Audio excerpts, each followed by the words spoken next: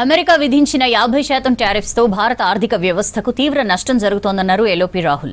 ప్రధాని మోదీ అసమర్థ పాలనతోనే భారత ఆర్థిక వ్యవస్థ డెడ్ ఎకానమీగా మారిందని విమర్శించారు. టెక్స్టైల్ రంగంలో భారీగా ఉద్యోగాలు పోతున్నాయని ఆవేదన వ్యక్తం చేశారు. దేశవ్యాప్తంగా పార్టీ బలోపేతంపై ఫోకస్ పెట్టింది కాంగ్రెస్. కేరళ, బీహార్ నేతలతో పలు అంశాలపై చర్చించారు AICC chief Kharge.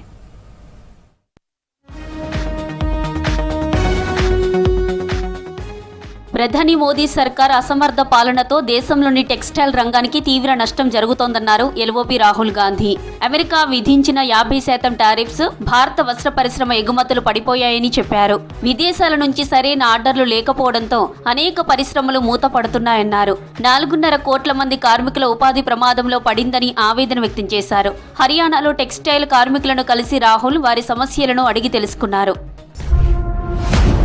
So what is the damage that this tariffs and all have done to you? Two damages. First is orders have been on hold and the people are not releasing orders. Like American orders used to come suddenly 1 lakh meter, 2 lakh meter and they used to store. Right now everyone is working hand to mouth. They don't want to stock. They don't know what's going to happen tomorrow. There is so much uncertainty that whether tariff is going to go high, tariff is going to go down. So no one is placing big quantities.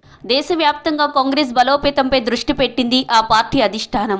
దీనిలో భాగంగా కేరళ, బీహార్లోని ముఖ్య నేతలతో ఇందిరాభవన్లో సమావేశమయ్యారు AICC chief Kharge. Meeting కు LOP Rahul Gandhi, KC Venugopal హాజరయ్యారు. గ్రామ స్థాయి నుంచి పార్టీ పటిష్టత, ప్రజా సమస్యలపై చర్చించారు. అలాగే రాబోయే కేరళ అసెంబ్లీ ఎన్నికల్లో అనుసరించాల్సిన వ్యూహాలపై చర్చించారు కాంగ్రెస్ నేతలు.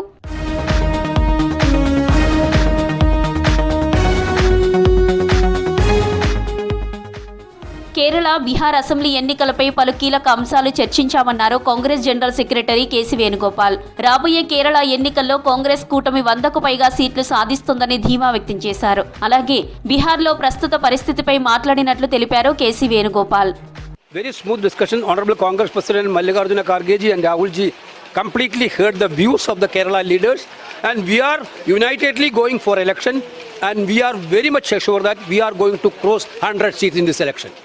కేరళలో బీజేపీ అధికారంలోకి వచ్చే ప్రసక్తే లేదన్నారు కాంగ్రెస్ నేత షమా మహమ్మద్. ప్రధాని మోదీ కేరళకు ఏ విధంగా వచ్చారో ఎలక్షన్స్ తర్వాత అలాగే తిరిగి వెళ్తారని ఎద్దేవా చేశారు. We welcome the Prime Minister of India to Kerala. Kerala is a very hospitable state. But one thing he should remember is that BJP will never come to power there.